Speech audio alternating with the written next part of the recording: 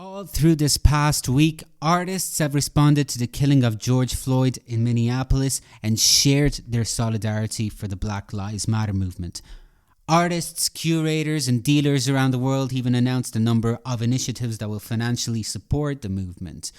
Oscar-winning director Steve McQueen dedicated his 2 movies that are part of the Cannes Film Festival lineup to George Floyd and the Black Lives Matter movement.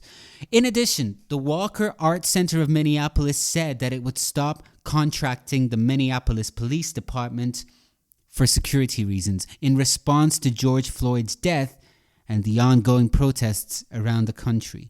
On top of that, many arts organizations participated in Blackout Tuesday, and many people took to social media to post black squares on their Instagram accounts to show their own support. In the wake of these protests, activists also took to social media to share images taken by a man named Gordon Parks from the mid-50s. Film fans may be familiar with the name of Gordon Parks.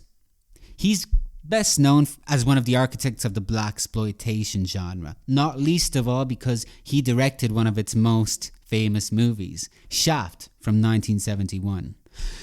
But from the 40s to the 70s, he worked as a photojournalist for several publications, including Life magazine. As a black man, he was a vocal supporter of the civil rights movement and quite dedicated to capturing black life in America.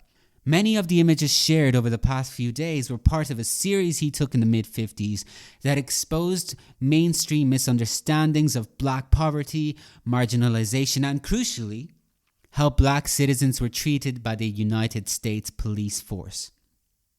To create the series, Parks embarked on a 6-week journey across the United States, photographing in the black neighborhoods of New York, Chicago, San Francisco, and Los Angeles.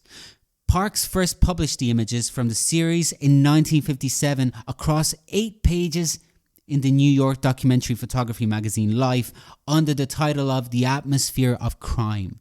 He was actually hired as the first African-American member of the staff for the magazine shortly thereafter and continued to work there before pursuing a career in filmmaking full-time.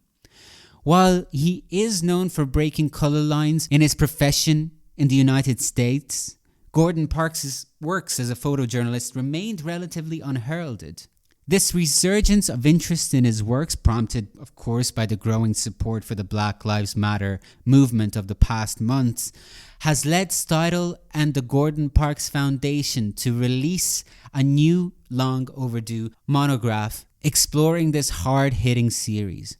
The monograph is simply titled Gordon Parks, The Atmosphere of Crime, 1957, and is available now. Some of these images are incredibly hard-hitting, and I urge you all to check them out. And if you are a fan of blaxploitation movies, you can see that there might have been more truth in this somewhat maligned genre than many people give it credit.